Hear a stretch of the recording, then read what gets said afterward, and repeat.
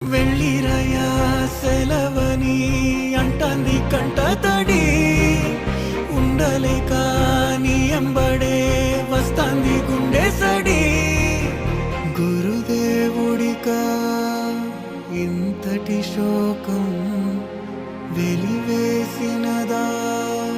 పాపపులో